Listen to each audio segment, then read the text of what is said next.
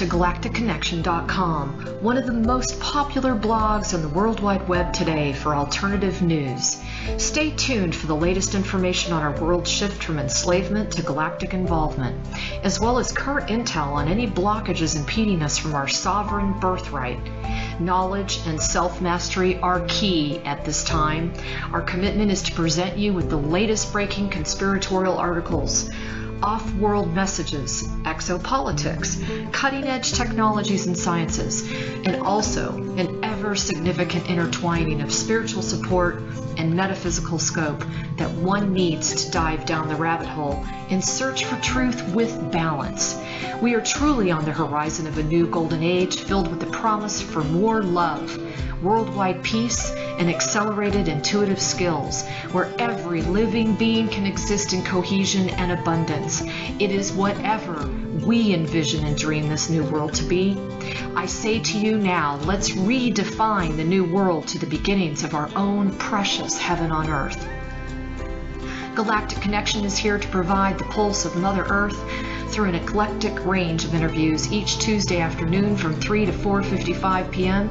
Pacific Standard Time, Station 2 on BBS Radio, expanding your perspectives on how we can once and for all take back our freedoms, our joy, and our connection with our mighty I Am presence.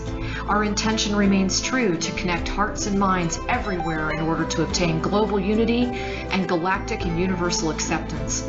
Our discussions will continue to cover anything to do with galactic society and our involvement with our galactic brothers and sisters. Our guests are experts in their fields, and our radio shows have been coined as some of the most thought-provoking out there.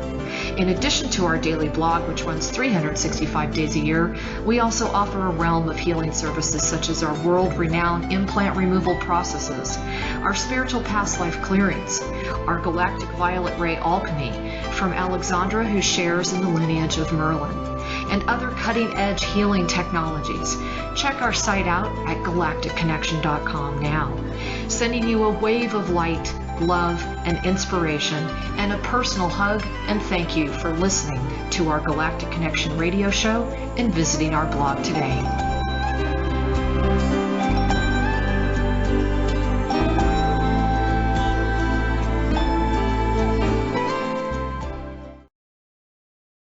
Good morning, everyone. This is Alexandra Meadors of galacticconnection.com, and this is a pre-recorded interview for May 10th. 2016. So as everyone knows, we are really going through some serious inward changes, not just from the standpoint of healing, but from the standpoint of how we see things, how we process, how we assimilate. So it's a very exciting time because we really truly are being called to anchor these new energies in our beingness, in the way in which we operate, the way in which we integrate with our own planet. So keep up the good work. Everyone's doing such a great job. And please focus on grounding the light and the energies. Mother Earth and those that are dealing with some of the darker entities very much need our help in this area. Now, I do want to put a call out to not forget about building the pyramids. That message came directly from Saint Germain, and it is very, very important. If you look at the whole purpose of a pyramid that is above and below, you will look into the fact that it is a purification tool. So not only are we clearing a lot of darkness, debris, density, etc., wherever you end up etherically building these, but we're also doing a major purification ceremony every time we undertake this. So please do not forget that. You can access how to do that, what's involved. It's very simple. On the website, there is a widget, I think on the right column, and it'll teach you everything you need to know. As always, you can check out our blog 365 days a year. If you're familiar with the Galactic Connection blog, you know that we do put out a newsletter each day, And sometimes all the posts do not make it on that newsletter. So I always advise everyone to continue to check back. Okay, we are wanting to be even more so of an intel hub. So for all of you out there who have amazing gifts and guidance, and I'm just so honored to work with all the healers and shamans and practitioners. I mean, you guys are just awesome. Please feel free to send your intel. You will always get credit for it. We will always honor your information. And of course, we will scan it. We don't pass out doomy, gloomy stuff that the sky's falling and the earth is going to fall into the ocean kind of thing, if that's possible. Anyway, so we have so many new exciting things that are about to be introduced. So hang on to your hats. We're pretty excited. I have a new essence line called Removing the Veils. It's an 8-step sequence, and I'm really excited about it. This came to me last year, and I'm just now having the time to be able to release it. We are also going to be releasing our Galactic Energetic Solutions, which is based on assisting your body and your stressors and all the things that have happened to your body in response to the stress of this environment and this world, and how we can help you bring that back to balance. And it is amazing, let me tell you. We also have quite a few other new things percolating, and we've brought in some new volunteers who've really, oh my gosh, have they really helped and lightened the load for me and the team. So we'll talk about that. Jeff Godfrey has a new service that just sounds out of this world. That's really exciting. Jerry Yesko has some new things percolating. So we've got all kinds of cool stuff. So please stay tuned and just be patient with us. As you know, we're still kind of a skeletal team trying to work this out. Anyway, so hope you guys are as excited as I am. We are going to be doing an interview today with Adam Apollo again. And for those of you who didn't see my last interview with him, please check it out on our YouTube channel. You can also access it through the archives on the website itself. Adam has offered insights on consciousness development, physics, future technologies, and planetary transitions actually at the White House, in a United Nations summit, and at conferences and festivals all around the world.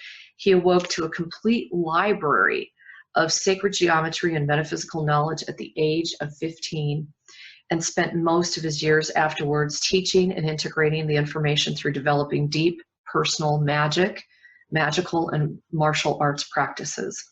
After being invited to hold council with indigenous elders from around the world to private fire ceremonies, Adam Apollo helped to organize 2 prayer runs for world peace across the North American continent, and smoked the white buffalo peace pipe passed down 13 generations from the white buffalo calf woman. Wow. In 2005, Adam physically encountered a galactic ambassador from a starship, met ambassadors from 73 species of the Galactic Council through an astral stargate, and recovered memories from several lifetimes before the journey to Earth. So today what we're going to do is we're going to dive in and go a little bit deeper into Camelot and some of the symbology, the meanings behind it, the archetypes, and things like that. I think this is going to be a very interesting interview. If you haven't already checked out Adam's website, it's called the Galactic Alliance, and you can go to adamapollo.info for more information on Adam. With that said, we'll go ahead and jump into the interview. So good morning, Adam. How are you? Fantastic. Right on. How are you? Good, good. So I thought we could pick up from where we left off. We kind of ended on parts of Camelot that we were intrigued with, how you saw the healing and the actual wounding of the divine masculine and certain situations like that. And for everyone who didn't see part 1, make sure you tune into part 1, because we're going to hopefully keep a little bit of a thread going between each of these series. Now, Adam, they say that Camelot is referred to the dreams of lost golden ages, you know, and apparently there was even something about a relationship between Camelot and JFK, which I thought was interesting.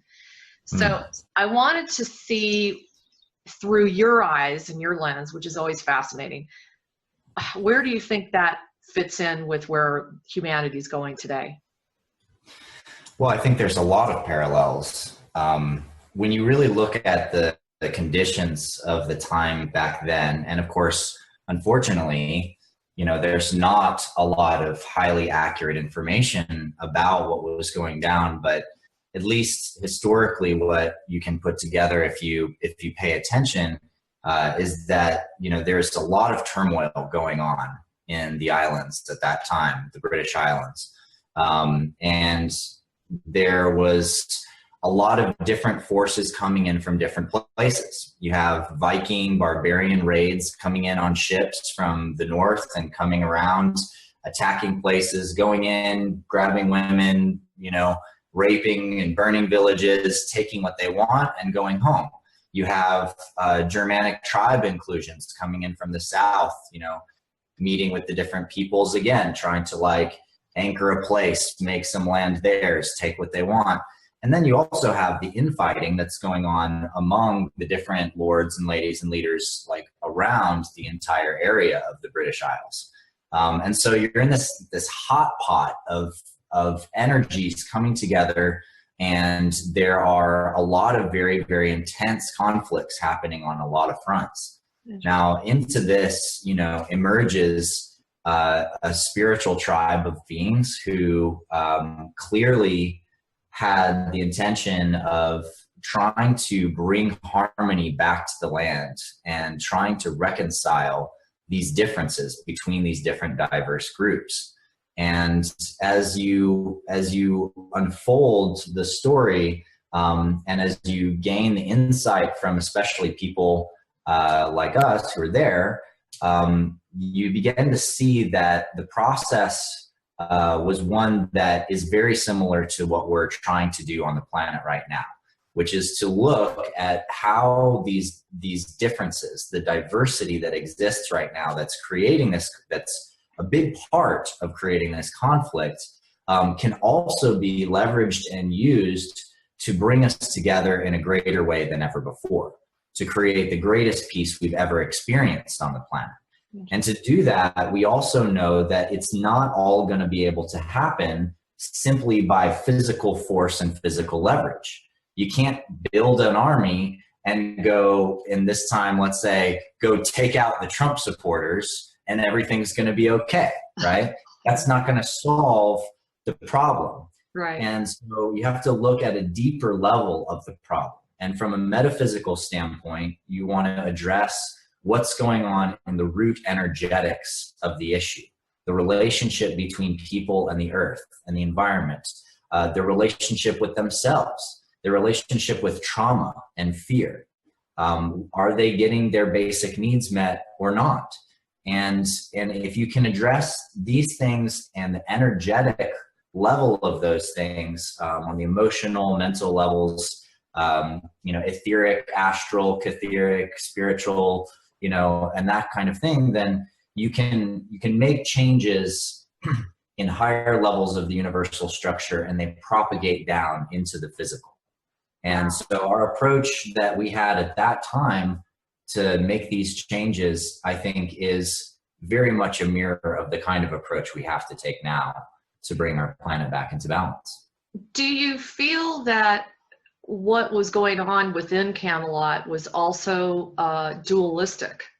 Because, you know, you're mentioning a lot of the wars and local, you know, garrisons and tribal conflict and that sort of stuff, that they were literally trying to protect themselves from the outside.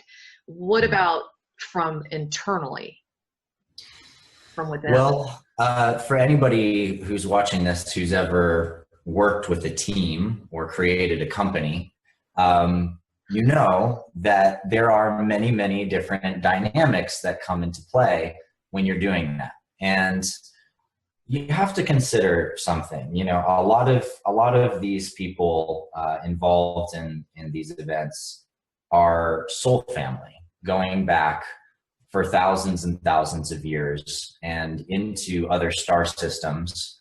Some of them have been lovers with each other, or enemies with each other, or brother and sister, or mother and daughter, or father and son, and had many other kinds of relationship dynamics over a very long period of incarnations. And when you look into the flow of time, you begin to see that in each cycle, in each incarnation, there are certain karmic patterns which come up to get re-stimulated in order for deeper level sanskaras to be cleared, both in individuals as well as, you know, within the collective. And in Avalon, I think, was probably the biggest resurfacing of two other previous points in time up until then, which would be, you know, in Egypt, and particularly during the period of Tutankhamun III, all the way through to, I'm sorry, Amenhotep III, all the way through to Tutankhamun, and into the period following that, and also from Atlantis.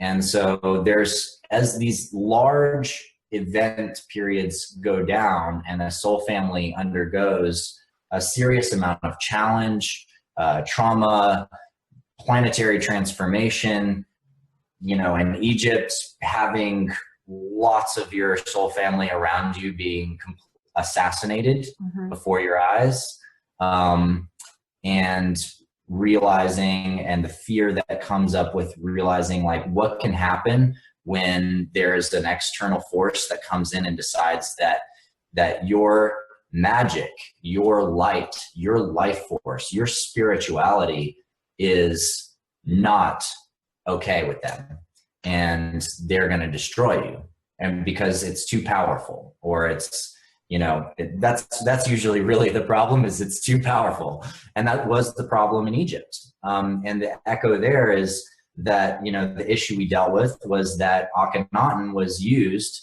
as this beacon to try to unify people under this one God faith. And the general Horemheb at that time, which, you know, I'm not saying Akhenaten was good or bad, but the general, the military general there at the time, leveraged that movement to make an excuse to literally have assassins and people go and kill thousands and thousands of priests and priestesses and destroy temples all over Egypt. Now, that soul family that was there, and many of them that were killed, are again now, you know, in the British Isles, you know, trying to unify the land, trying to bring the peoples together, trying to create peace, reawakening a lot of the old magics to be able to do this successfully. And what comes in? Christianity. Here comes this one God faith thing again, and it's coming right along with the same consciousness that all these other things are evil and the work of the devil, and it's got a different framing, but it's got that same, like, no, you know, we're not going to accept the diversity of divinity in the universe. We're not going to accept the full spectrum here. We want everything to go into this one box, you know, this one route. It's got to be looked at this way. And so if you can imagine the trauma that happened from the slaughter in Egypt, well, when Christianity started flooding through the British Isles, which was happening at the same time that we were building Camelot, you can imagine some of the underlying tensions that created, not to even get into the kinds of tensions that already existed between some members of the soul family trying to work out karmas with each other. You know, they say that Camelot was begun by Joseph of Arimathea. And the story goes that he originally saw it as an Islamic city. And apparently he left, and when he came back, it had turned into a Christian city. Yeah. And there was like there was a St. Stephen's the Martyr church built right in the center of Camelot. I was curious what you thought about that. Like, what would be the significance of that part of the story? Yeah, it's very interesting assessment. I think that the Islamic link is particularly interesting because in terms of the different cultures in the world that have effectively, in my opinion, expressed the wisdom of the divine geometry in form, Islamic buildings, Islamic churches, Islamic temples, I would say, have some of the most powerful visual expressions of beauty in the world of any kinds of churches. And it's because, they're not iconic. They're not humanified. They're not turned into one kind of being or another. They're literally fractal expressions of geometry and beauty unfolding themselves, the perfect mathematics, the perfect dynamics. And they would always allow there to be imperfections as well. So when you're looking at it, it looks absolutely perfect, but they allow the imperfections and even hold space for those to work themselves into the mandalas so that it's all accepting, And so I feel energetically there's a synchronization there in any case. Fascinating. Now give us an example of the imperfections of a mandala. Yeah. So for example, let's say you've got a guy and he's doing a tile work with 1,000 diamond shapes, that are forming pentagonal, hexagonal, heptagonal lattices, dodecagonal lattices, and they're going out.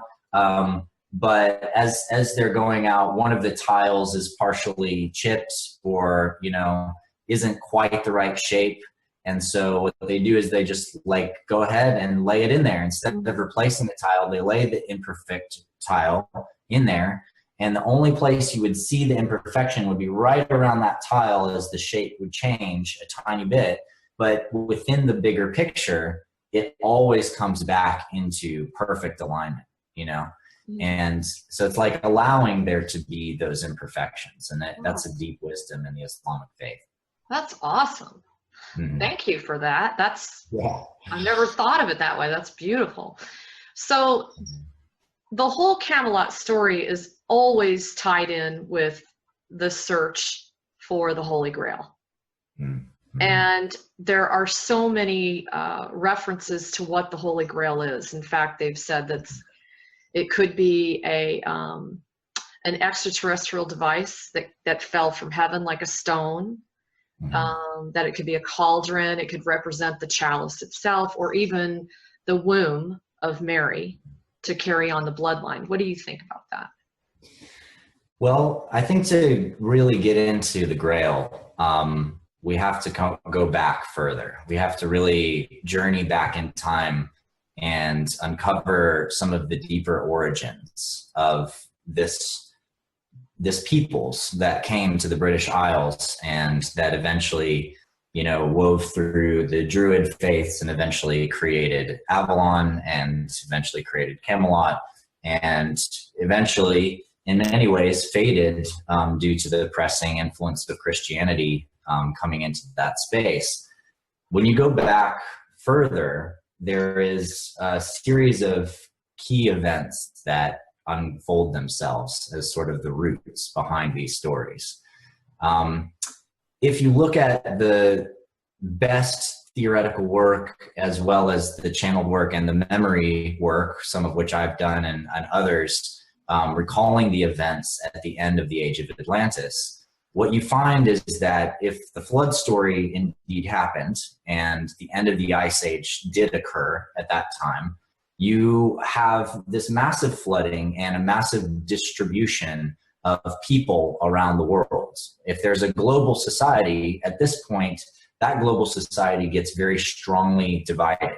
And places that are going to be wiped out by tidal waves, by the ocean rising, for example, the place where I was during the Age of Atlantis, we knew that the tidal waves were coming, and there were people that left on ships and went out deep into the ocean and went into highlands in the other land masses nearby, to be able to go in and take as much sacred knowledge as possible and take it to places where it would be protected and safe. And so many different of our different tribes from different cities and civilizations inside of the Atlantean global civilization distributed themselves and went to these different places. Now, at some point after this, it is uncertain. There's no very, very clear historical knowledge of exactly when some of these groups arrived in different places. It's clear that some of them may have been in one place for a few thousand years and then traveled to another place and then traveled to another place. But my assessment at this point is that there was many different groups. And one of those groups shows up in the British Isles. Scholars estimate around 2000 BC or something, but it's, again, I don't think that's highly accurate necessarily. And the story goes that the people who are called the Tuatha De Danann, the people of Danu, and basically arrived in the British Isles, and the original stories describe them as riding clouds coming in. And they arose riding these clouds, which scholars say, well, maybe it was like there was ships burning and they were attacking and there was smoke or something, but it's not the words that the person that wrote this used. You know, they came riding clouds and they arose on the land, came in and met with the people, and what they brought with them is they brought these 4 sacred treasures.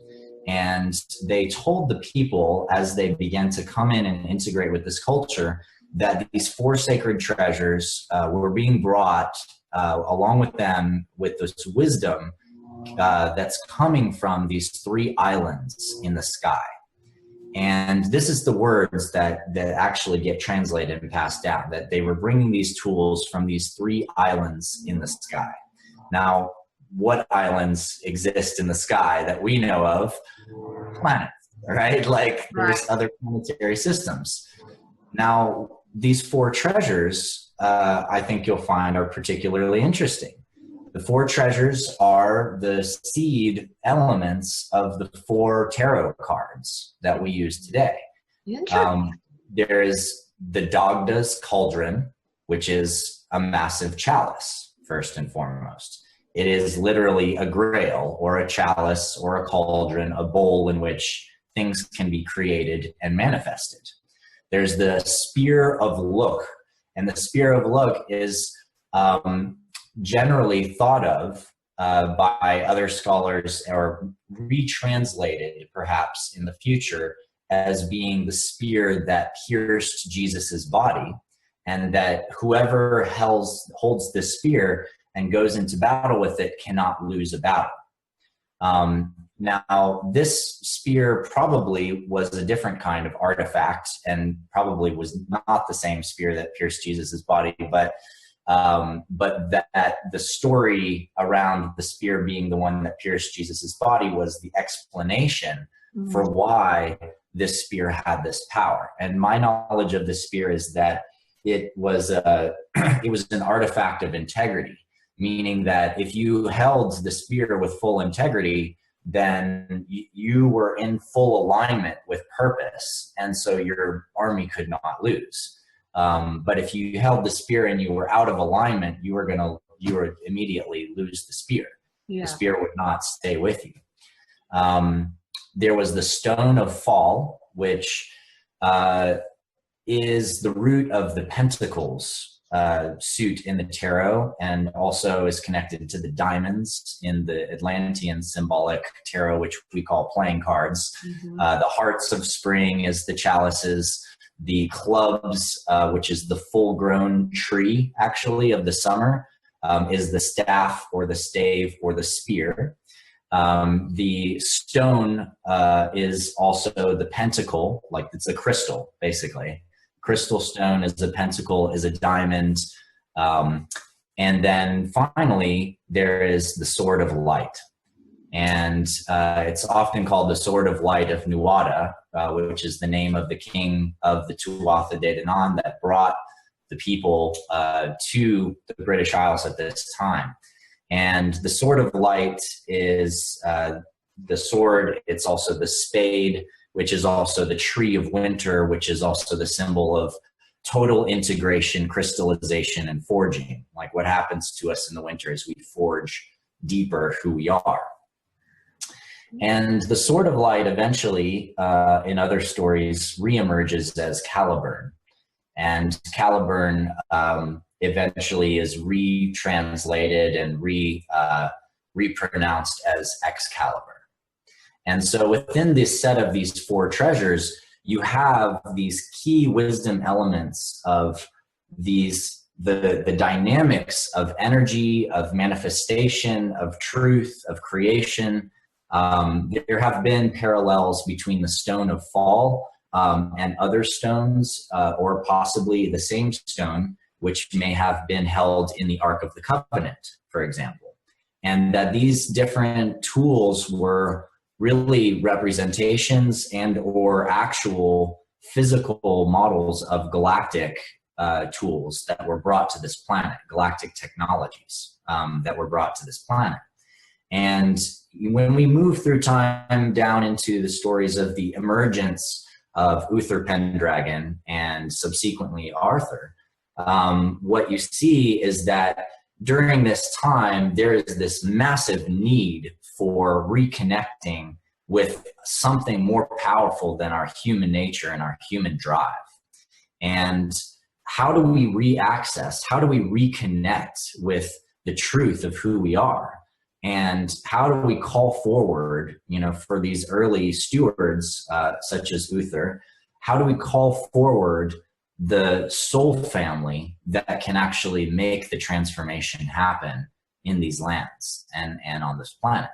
And so the way forward to do that, you know, which of course the Merlin or a Merlin of that time would have deduced, would be to find or to recover one of the sacred treasures. You know, to recover one of these tools will enable the people to unite, to come around a single goal, to come around a single point of light.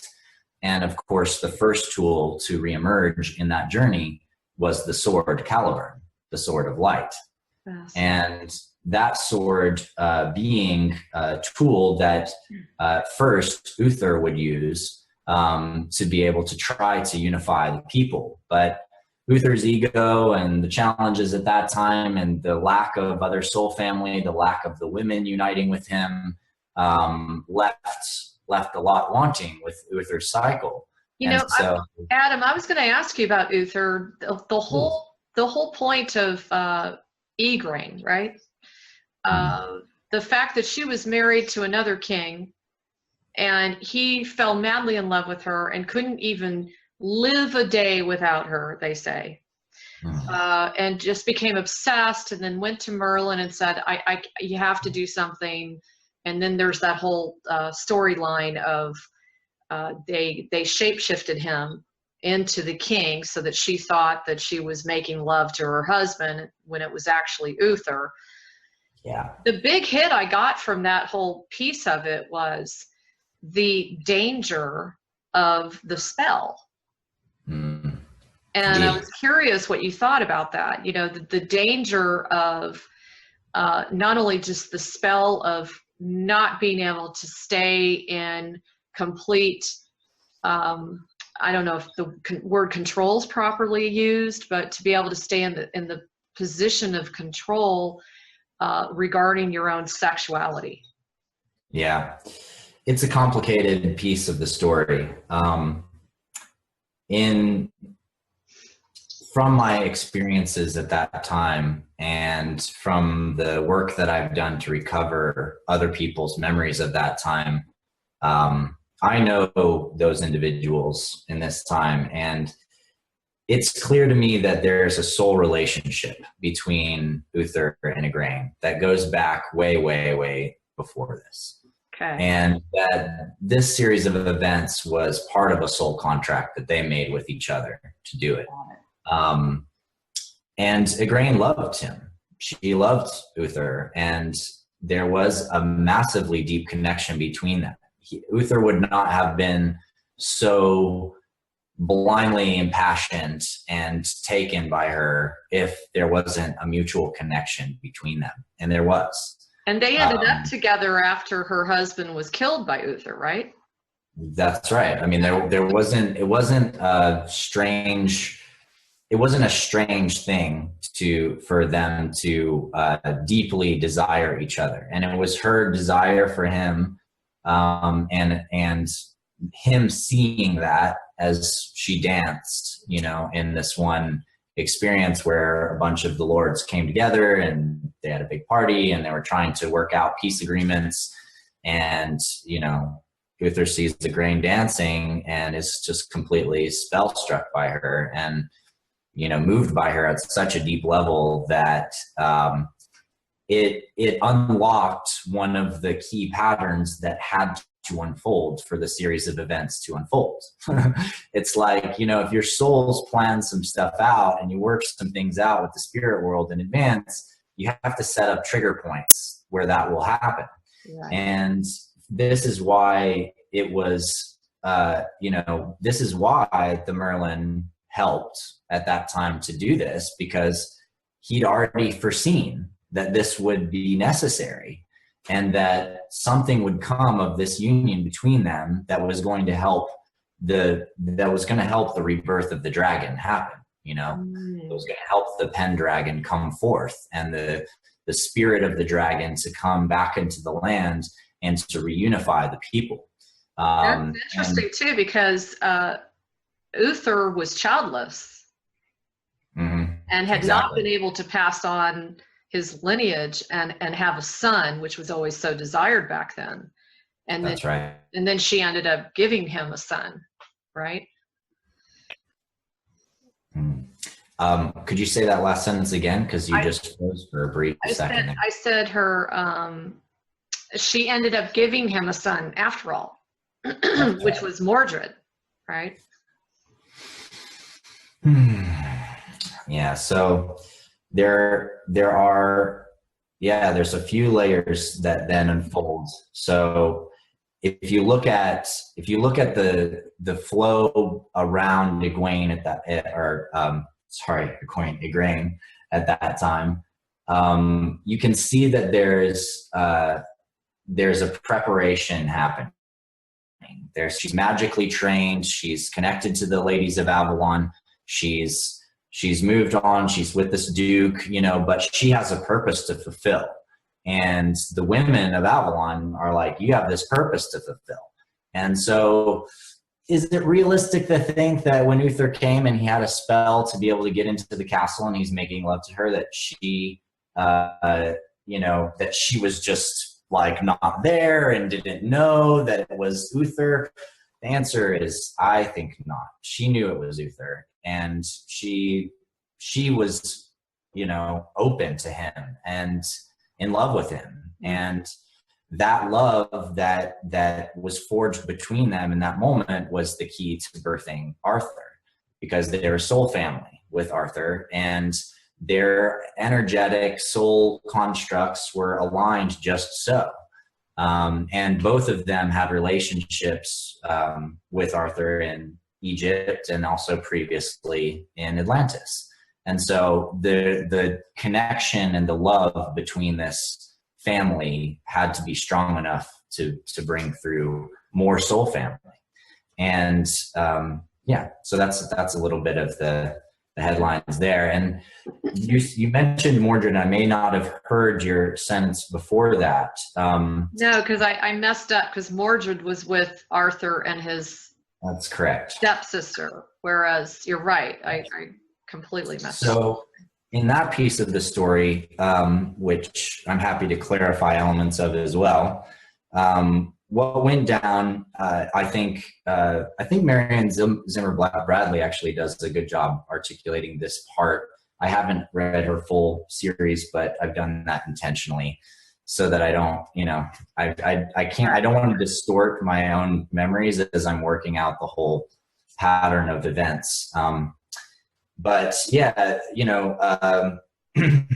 so Igraine has another child, and she has a daughter, and this daughter grows up, and for all the period of time in which Arthur is growing up, he's not with his family. He's sent away immediately by the recommendations of the Merlin and by the women of Avalon that he be kept safe, because it is an absolute storm around Uther. And it is a not safe place for this child to be, because any one of the other lords that was trying to take charge would have killed the child immediately. So Arthur is kept secret, and he's hidden in a small village. He grows up in this small village, and in the time period that he's there, he knows almost nothing of who he is, where he came from. He doesn't know anything about his parents. All he knows is the words of his caretaker and keeper, a man he considers his uncle, and his cousin, which he considers his brother, because they're just family. And this is such a key part, Adam, isn't it? It's a very key part that he doesn't know his lineage. That's right, and it's intentionally done that way, and also for in the case of Hector, his uncle, it's important that Arthur not be caught up in whatever that is that went down. And there's a lot of trauma, and there's a lot of intensity, and a lot of misunderstanding. People didn't understand the whole thing between Uther and Igraine. People didn't understand how her husband was killed, and then why he's suddenly with her, and like what all these pieces of the puzzle went down from the public standpoint. Mm-hmm. It's crazy, it's crazy stuff. Like, this man's trying to become king. He's got this magical sword, it's like, these are not things that the everyday people of those times were easily able to translate and understand. Right. And so it was better that he was kept out of that, but it didn't stop the fact that there were still very, very intense things going on. For example, his village being raided by barbarians at one point, and them burning down parts of the village, and hiding underneath the floors in a room, and then having to escape in the night, and finally Hector realizes that they need to return to his castle, and so he brings Arthur to his castle, where he could train more with his brother Kay and become a better warrior. And his whole vision at that point, because of the way of the times, was that Arthur was going to be basically the apprentice to Kay, and Kay was going to become a knight, and Arthur was going to be the knight's squire, and that was it. But that's all that Arthur could dream of at that time. Well, and Adam, they say that he was very kind of scrawny and skinny and not very strong at that point, right? Yeah, he was a little guy. And no one would have ever thought he was the son of Uther, because Uther was a monster. He was a beast. Yeah. The guy was just ripped, ridiculous. And so, there are other pieces of the story that are also missing from the history. There are times where, during this period growing up, kids fall in love, people fall in love. And Arthur had lovers. He had, in particular, one woman that he was lovers with that ended up becoming pregnant. But she became pregnant in the same time when Hector was needing to move them again for safety. And so Arthur, at that time, didn't even know that he impregnated a woman and was on to the next place. But this becomes a very, very important piece of the story later on, because later a very deep missing piece of the story is when Arthur discovers that he has this daughter and realizes that he's going to try to recover her, and he's going to try to bring her back into his life. And this is during the period, during the seeking of the Grail, when the kingdom is falling apart, when the structures are falling apart after betrayal and things like that have gone down. And we can get to that point in the story a little bit later if you want. But, you know, at some point there's a crossroad of destiny that occurs. And the crossroad of destiny begins to happen as the fighting intensifies, and there's more and more battles going on and going down between the different tribes. And it's not enough for Arthur to be a squire anymore. He has to go in and he has to fight and battle. And as he begins going into these battles, it's just hardcore times. You know, it's very hardcore times, but Arthur shows his proficiency and he's got skills and he's good, but he also ends up getting struck in one of these battles and he's wounded, and he climbs his way out of the battle and finds his way under a bridge where he can rest and try to take care of the wound and stay hidden.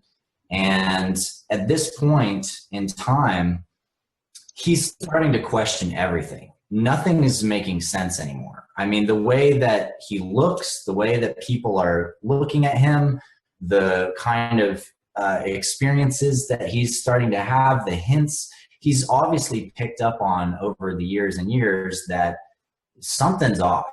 Somebody's lying to him. Somebody's not telling him the truth. Who's his parents? Where did he come from? Like, this isn't his blood brother. He doesn't look anything like him. That's not his father. Like, there's this burning, consuming questioning that is eating Arthur alive for years. And also, Adam, part of it too is he was not well received because he was considered to be a bastard son. That's you know, right. From some of the stories that you read, he was maligned and teased relentlessly by his peers and kind of treated like the stepchild. Yeah, he was in many ways, but that was also intentional on Hector's part to dismiss him, to make him seem like he's not important, because that was part of the way that Hector was going about protecting him. Maybe it wasn't the most loving way to raise someone, but that was Hector's first prerogative. That was given to him by the Merlin. That was given to him by the priestesses. He had to protect this boy, and he was going to keep him out of battles if he could. He was going to keep him as a squire in the background. Do not go, Arthur.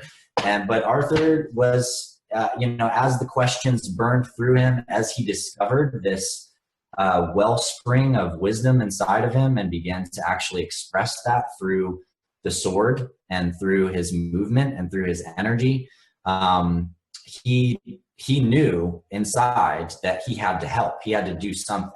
So he went into battle, and he went to help his brother, and he fought.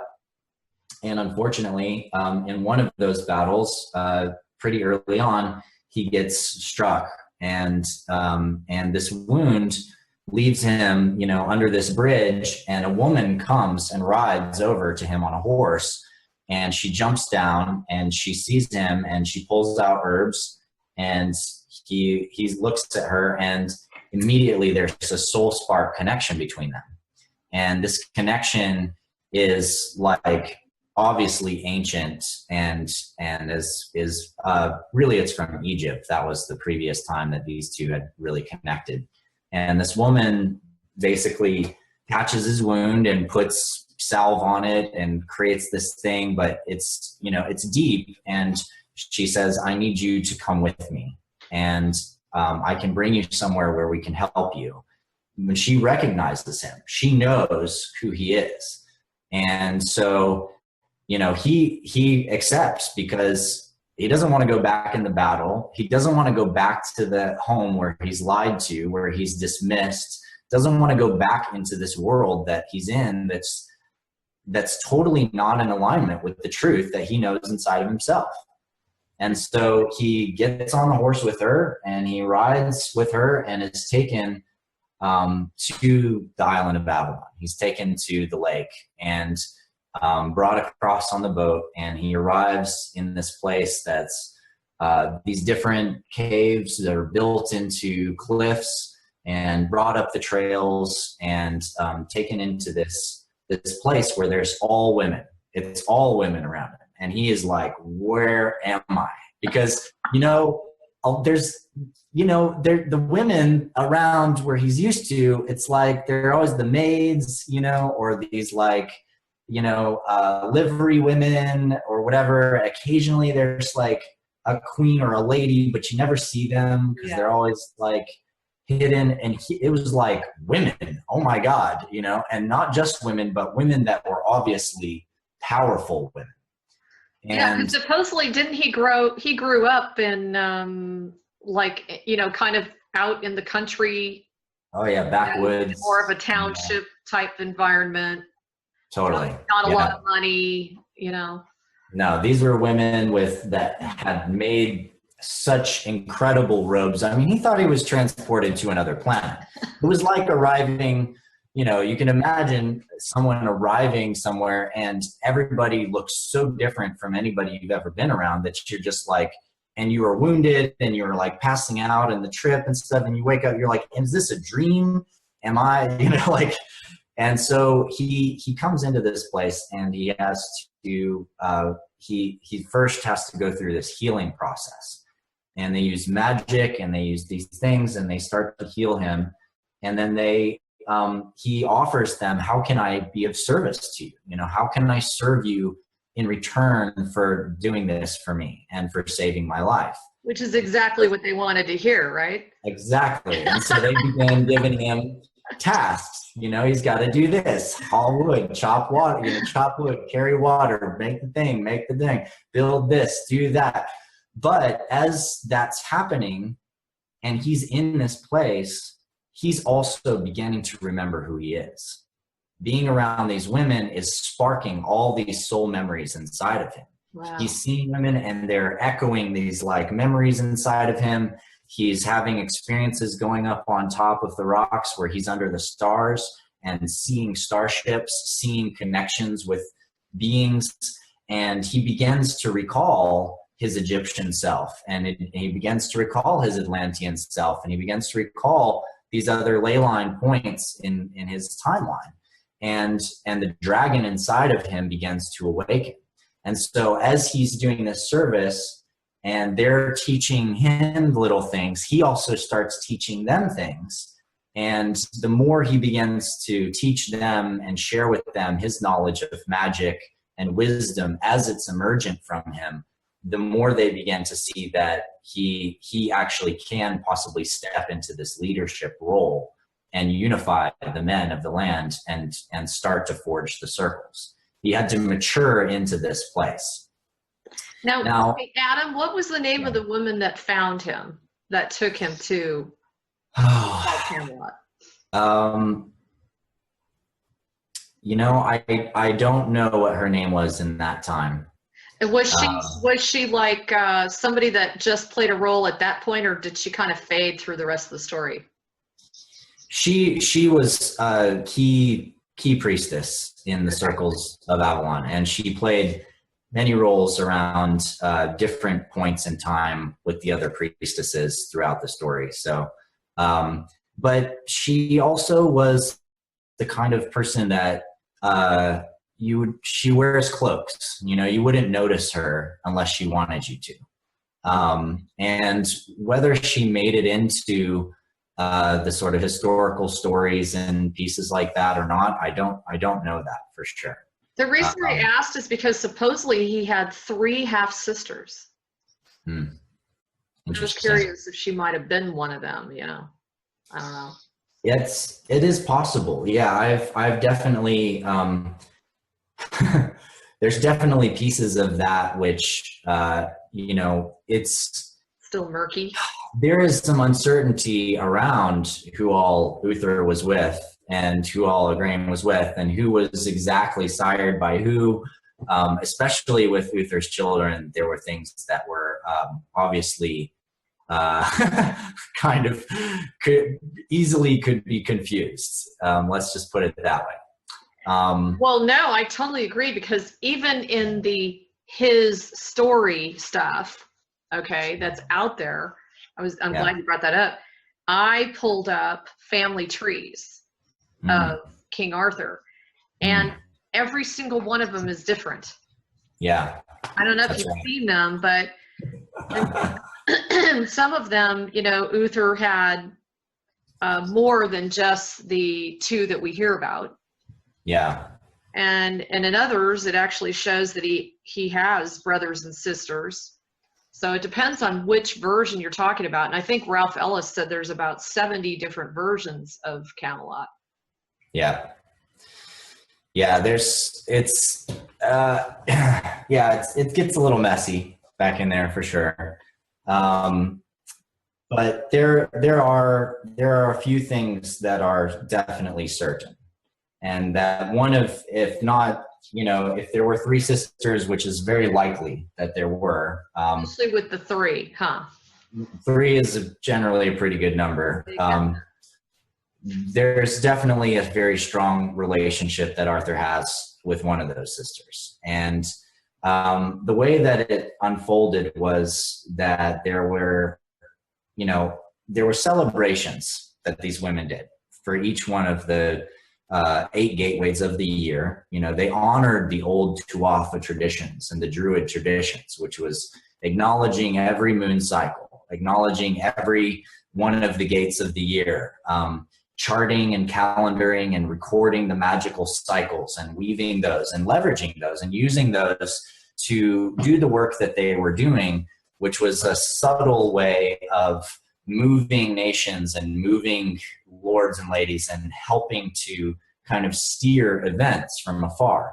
A very good analog for the kind of work that they were doing is in Robert Jordan's series, The Wheel of Time. For any readers that are familiar with that, there's a place called the White Tower where the Aes Sedai live, and the Aes Sedai is this gathered group of women, priestesses, magi, who, you know, steer the flows of nations because they have this power and this majesty and self-control, and they're very similar to the priestesses of Avalon during that time. And, you know, during these celebration times, the women would also go into towns. They would go into villages and they would celebrate with the people. And they would find in these celebrations new women that were ready to be initiated and that kind of thing. And so there were different events and parties and things like that. And one of these events, of course, is Beltane.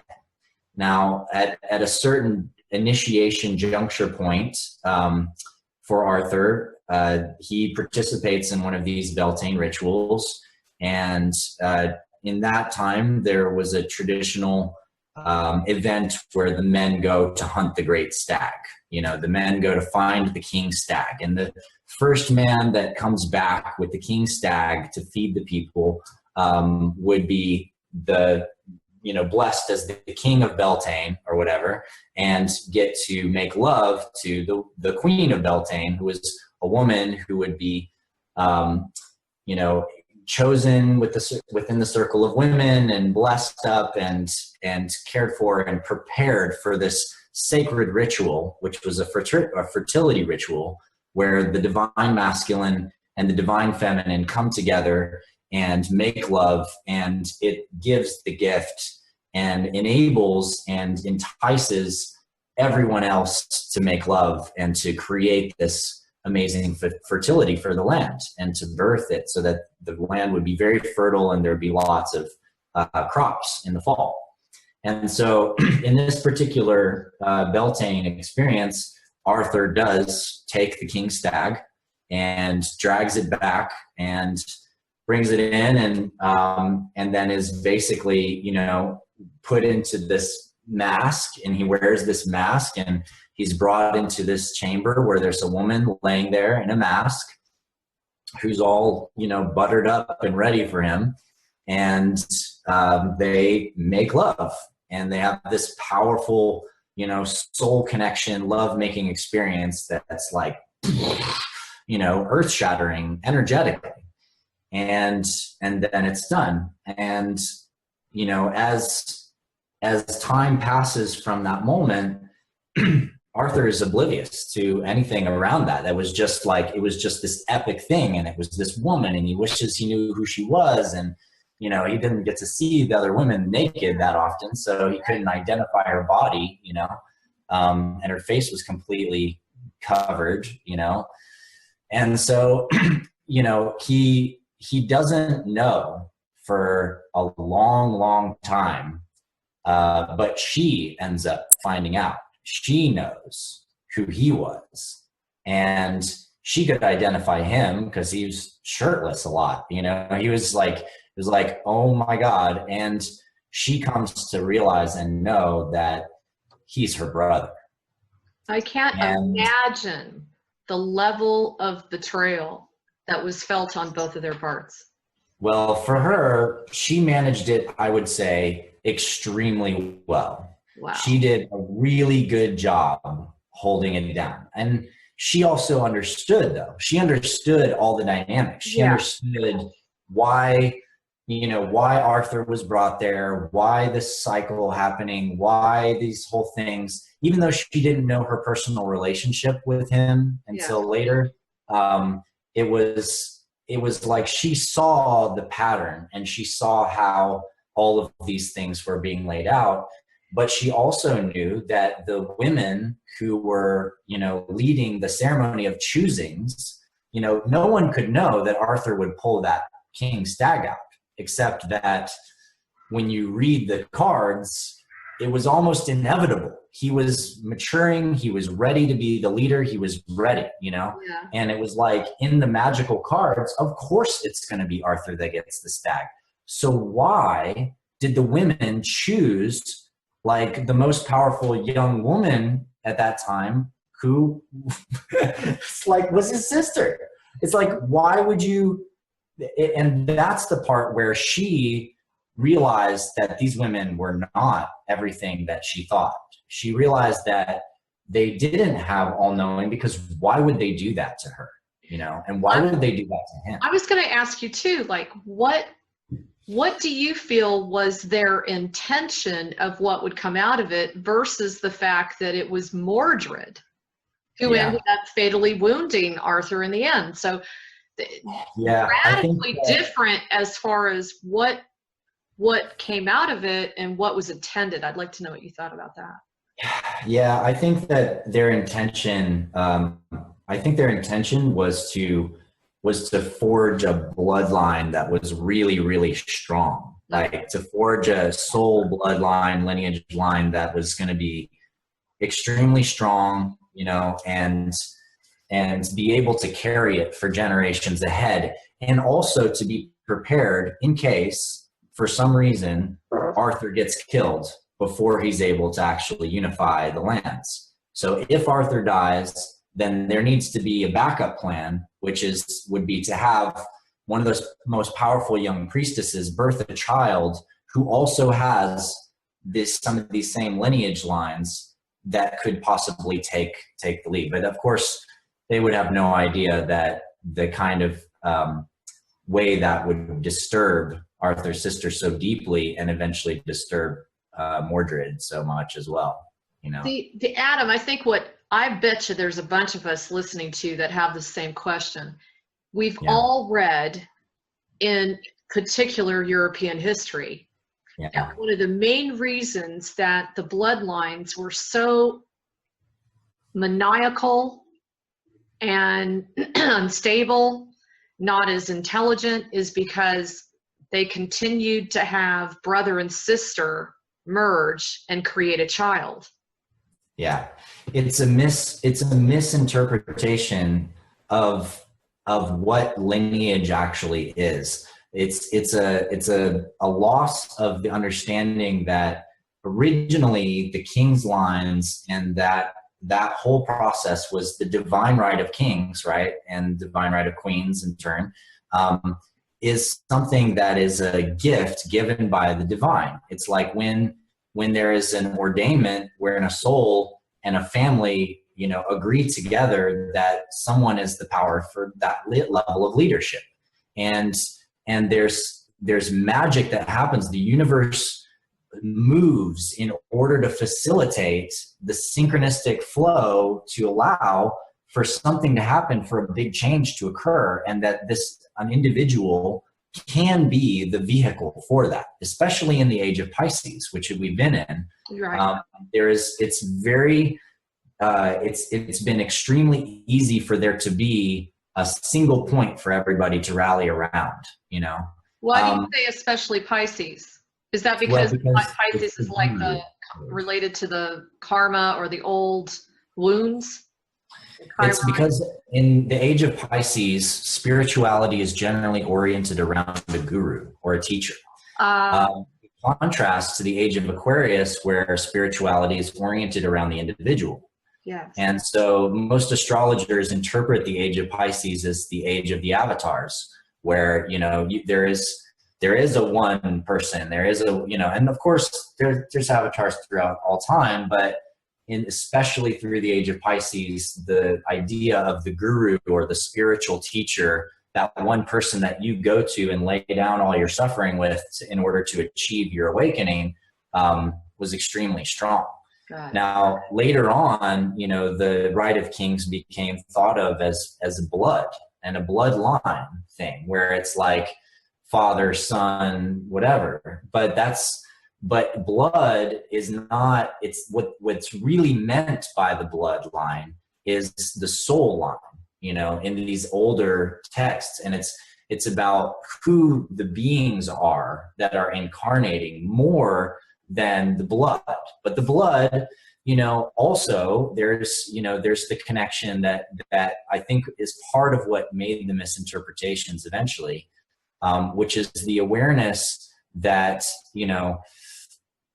that in the flow of these galactic species coming into the planet in the time of Atlantis and spreading and, becoming parts of these different tribes of different star families, the Tuatha comes to the British Isles, and they are elves. I mean, they are straight up elven.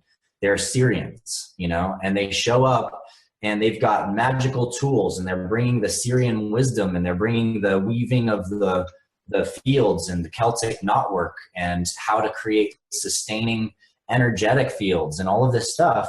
And so, of course, different beings are going to incarnate into that bloodline who have a lot of those elven Syrian qualities. And so, for example, Arthur incarnates between Uther and Igraine because they're both Syrian. They both have very strong Tuatha bloodline going back to the Syrian star system. And so it's an easy way for that soul to come in and incarnate.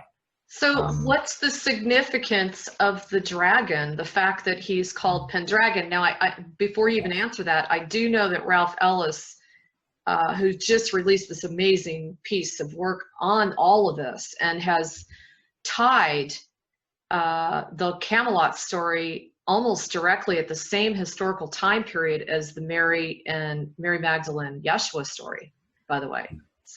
Lots of overlapping there. But one of the things that he was talking about was the significance of the dragon. So how does that play in with the elfin and the Syrian bloodline? Yeah, well, that takes the story back even older. So, and it's very important actually for where we're at in the kind of timeline of retelling this story to people. During this period when Arthur is fully waking up, and there's a big transition point for the women where they realize, like, okay, he's the king stag now, he's ready, he can be a leader. Now it's time to gather the other men. And so, during this period, Arthur has to go out and basically go into battles where there's men fighting and fight, show up, fight for one side or the other, whichever he thinks is the more appropriate one. And while doing this, identify who are the men that fight with honor, with presence, with the Jed. Who are the men who are the Jedi that are fighting and that really show up as beacons of light and honor. And he would know as soon as he began fighting one of them, because it was a different kind of fighting. It wasn't fighting to kill. It wasn't fighting to win.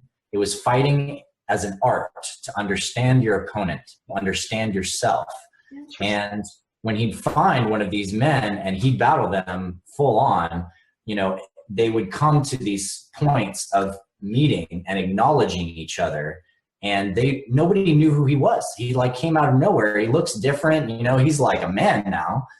And some of these men would literally stop right there and swear on their sword to be in service to him, because it was that level of energy connecting them, and for some, it was just enough to stop fighting and for him to be able to talk to them and to say, I want to bring you to this very special place. You're important.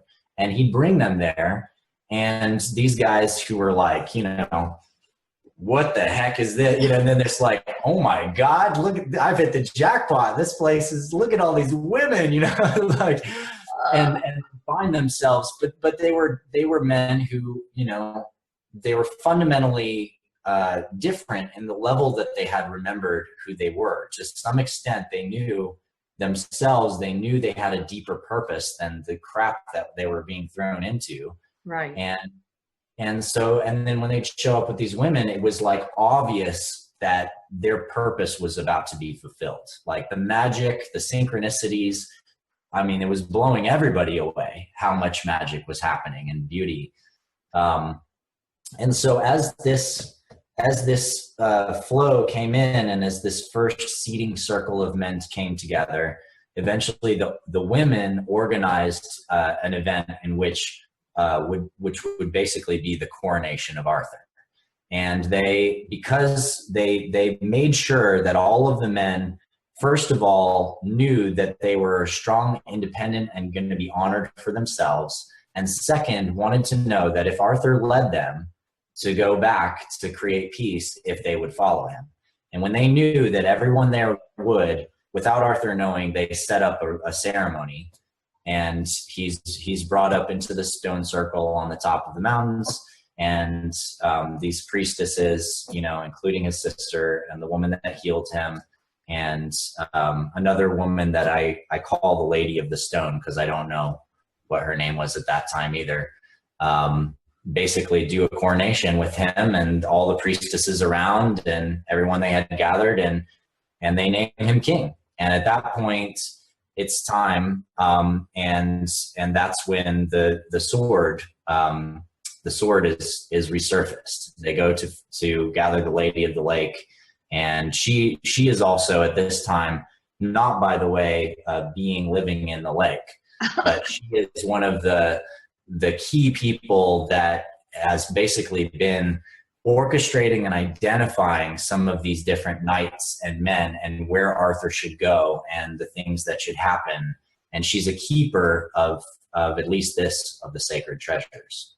Now, question, you said that they did the coronation in a stone circle. Yes. I've read a little bit about Stonehenge having some connection to this, where supposedly that was where some of the old knights and kings were buried. Do you feel there's any validity to that? I imagine that's definitely true. I imagine that there have been many ceremonies similar to this, coronations and funerals, etc., done with great leaders at Stonehenge. This particular stone circle I know is not Stonehenge. Different location altogether. Different location, but yes, absolutely. The stone circles are stargates. And as stargates, they're places where there can be a witnessing that happens, where either man witnesses star family and receives wisdom from the star family and calls on assistants to do great energetic work on the planet, and vice versa, for star family to witness humanity and to see us and to know us and to gain our wisdom as well. Adam, why stones? Why did they use stones? Why not crystals? Stones are crystals. Well, I know, but denser. Yeah, bigger though. You know, it's hard to find, since the time of Atlantis, it's hard to find, unless you go to very specific caverns in the planet, it's hard to find massive pillars of crystal. And so the closest you have is like, what are the most crystallized igneous rock, you know, or sorry, not igneous rock, but pressure developed rock, like granites and things like that you have.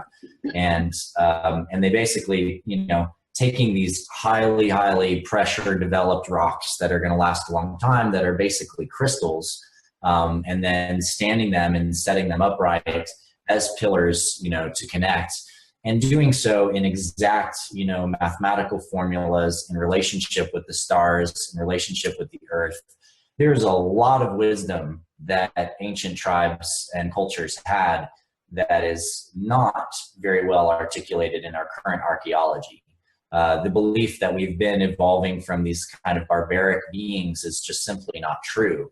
There is knowledge and magic that since those times has been lost, and since the time of Atlantis. And, you know, there is definitely truth also to the fact that there is extraterrestrial involvement. Doesn't mean a starship came in and set up the stones for everybody, but the wisdom in the connection and the communications allows for those kinds of structures to be built. A lot of the big megalithic structures on the planet were built with star knowledge. But I mean, saying that is just saying they're built with ancient knowledge, because at some point those people were star beings, probably, you know, in most cases, or were working with them. And so, you know, it's just important to mention that as an aside, that, you know, our technological knowledge these days is just different than the technological knowledge of those days. Yeah, I bet. And I know that, like, from the work that Tellinger's done out of Africa, he's proven that these rocks were used a great deal for actual musical instruments, as well as tone and sound, that they ring like a bell. So he's rung one right in front of me. It's quite astounding. You know, you take a piece of this specific type of basalt, and he basically can hit it, and it'll just ring. It's like ching, just like this beautiful sound. And there's literally hundreds of thousands of entire, like, spider webbing wall structures, you know, woven across of all of South Africa. I mean, literally. I saw it when I was there. And in fact, I was eating lunch, looked up at the hill behind me, behind the person I was eating with, and I was just blown away. I had to take a double look, and I'm, oh my God, that's what Tellinger's been talking about. And there were literal rings that you could see that were still left over. Yeah. Incredible. Yeah. So, you know, it makes people look at rocks in a whole different way. I am obsessed with rocks. I collect rocks. My husband does too. What do you think about that? Why is that? Well, stone spirits are great allies.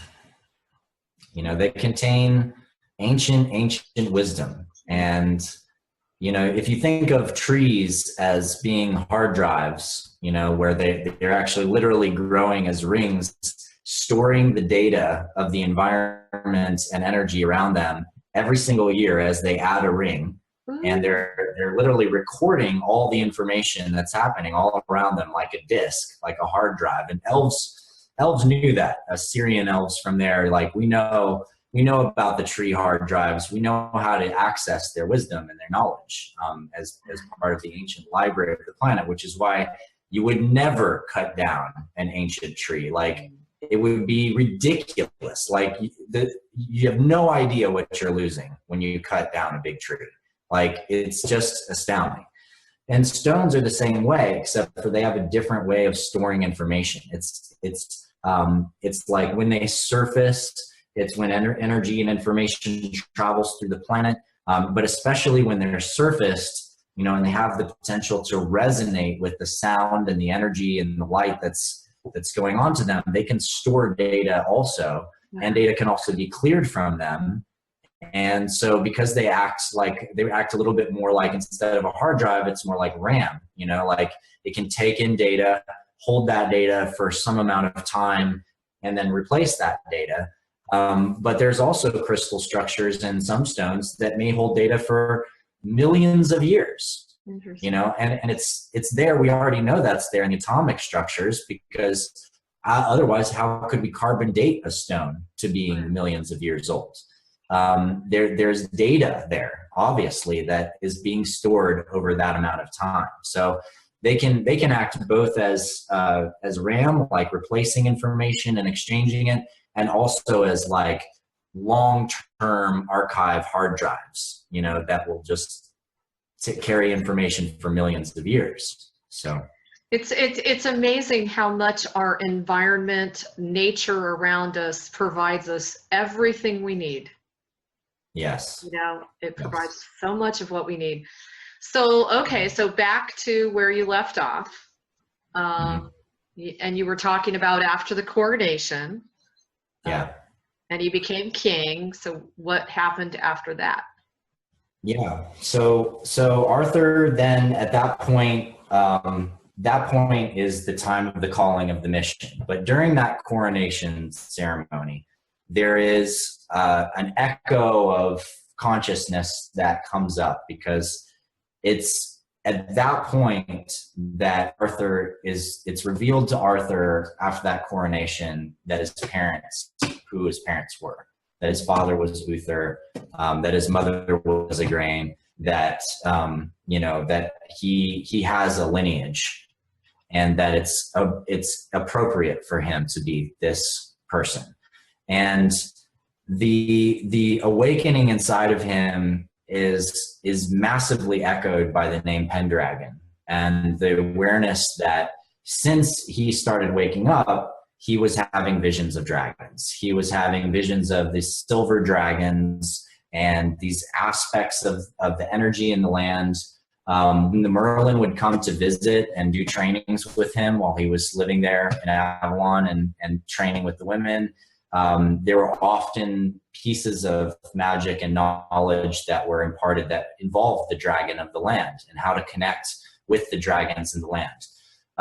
But where this really arises from, going back to your original question around the dragons, is that the lineage of these soul family, this group of star beings that were here, that were forging this round table of men and women, of knights and priestesses, the sword and chalice, that went back to Egypt, that went back to Atlantis, that went back to other star systems, eventually goes back to a time that I talk about a lot in my interview with Alfred Weber and my larger Galactic research project, which is the time of the Shiheli.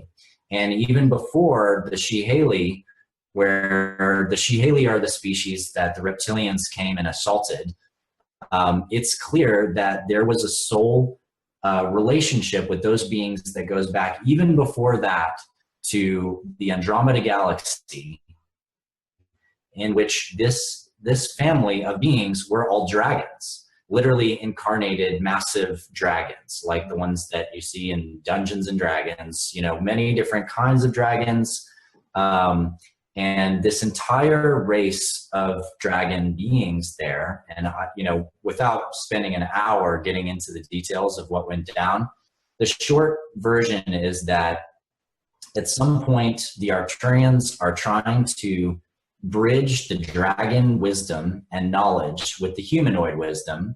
And so they take some dragon DNA that they're able to get, and they start doing experiments, merging that dragon DNA with different humanoid species and creating hybrids. and then they put them on a planet and they let them experiment and grow, and they plant more of them there, and they have children, and they're studying them over a couple centuries, and this species massively super quickly evolves and becomes this very diverse group of beings that we call today, and that many channels call the reptilians.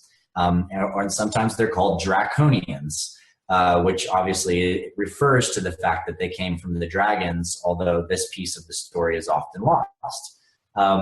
And what happens is these reptilians, as the dragon beings that incarnate into this species, because they follow their own bloodline, they follow those genetic lines and bloodlines, and they start incarnating as these reptilian beings, they're completely pissed off and upset because they've gone from being these massive, powerful, magical beings with the ability to literally resonate the fabric of space and warp space-time around them, to being in these little confined raptor bodies that are just simply like, you know, just not going to cut it for some of these massive, amazing beings. And a lot of them are kind of deformed, and they're not, you know, it's like these were interesting genetic combinations and they didn't always work out very well. And then at the same time, you have all these humanoid souls that have been living in peaceful planets, totally like in just, you know, heaven, literally, you know, and then they're incarnating into these reptilian bodies, following some of their genetic lines. And they're like, what the heck is happening, you know? And so the dragon lords are like, raw, and then the other reptilians are like, you know, and immediately they create these slave master hierarchies where all of the soul seeds that came in from from around this galaxy all end up becoming slave workers to these reptilian overlords, which are the dragons, which are way more powerful and are also extremely pissed off that they've incarnated here. Wow. And all of a sudden, you know, and you've got all these dynamics in the reptilians where they're like, the way they show that they're powerful is to take power from each other and to overcome each other with strength, because they're always trying to show that they're the big guys, you know, that they are still those big dragons, even though they're stuck in these little crappy bodies in some other galaxy, right? And so they destroy their own planets and each other, and then they travel to other planetary systems, and the first one that gets raided is the Shehaley. Now, when this goes down, what happens is that as these beings are incarnating as reptilians, they're being pissed off. They're sending massive signals of consciousness through the universe, like with their rage that this is happening. The dragon lords still in Andromeda figure out what's going on, and they hold a big council, a big conclave of dragons. They are pissed off. Some of them are literally dying right there and leaving their bodies and going to be incarnated in there to like take out more of these humanoids and lead the charge against them for this offense that they've done against them. Wow. And there's this whole other dragon tribe who is like, no, that's not the answer. Like, they didn't know what they were doing. They didn't understand our ways. They didn't understand that how sacred we hold our blood and our genetics. They didn't know this. And so this whole fleet of dragon beings decides to leave their incarnation as dragons, travel and be born as these humanoids, as Pleiadians, as Shehaley, mostly Shehaley, and some Pleiadians, some Arcturians, some other species as well. But mainly, this group goes and incarnates as Shehaley because that's the first planetary system these reptilian assaults are going at.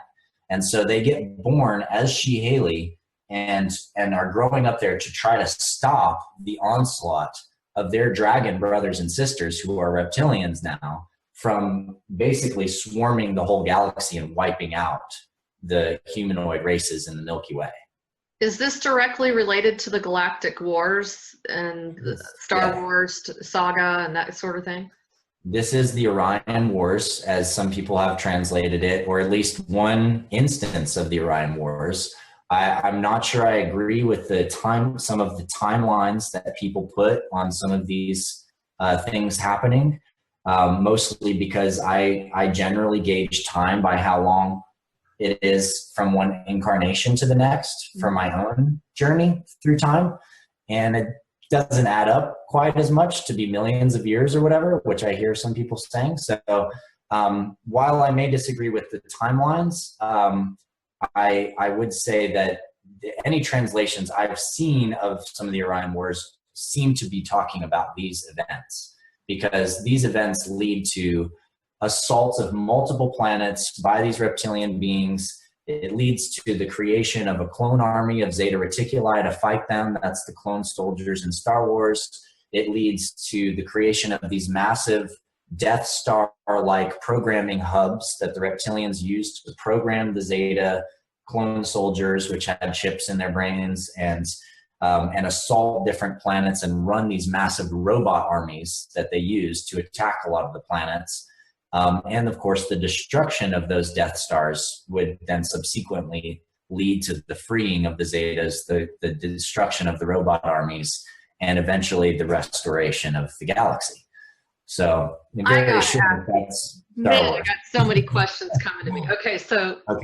Okay, first of all, how does this relate to the part of the brain referred to as the reptilian brain of the human angelic species? That's a very important question. It's important to recognize that we all have inside of us different aspects of all different kinds of life. Life is not an isolated thing that happens in a petri dish. We are combinations of all the genetic journeys and lessons of all the different species that exist. And inside of our bodies, we have bird features, we've got insect features, we've got, similarities with some kinds of worms. We've got genetics. I mean, literally scientifically, I think the current estimate is that like 99 point something % of our DNA is shared with almost every other species that we know. There's this tiny, tiny percentage that makes us different. And so, yeah, we have that instinctive, driven, very like limbic, deeper level reptilian brainstem structure inside of our bodies. Now, when you look at this at a deeper level, like, is it reptile or is it dragon? Is it whatever? Well, it doesn't really matter, because the truth is that we're basically, we contain within us that DNA and that genetics as much as anything else. We have dragon genetics inside of us. We have genetics of almost every kind of reptile on the planet inside of us. We have these facets as already a part of us. I think that. So do you also see the reptilians that are continuing to assault the human species here? Are you seeing them more as kind of, as you said, where they're in these raptor type bodies and they're like this gigantic life force that's been put into more of a humanoid or a smaller container, so to speak, that has caused some deformity or anomalies or I don't know, like a miscreation maybe, or a poor evolvement of their DNA or something?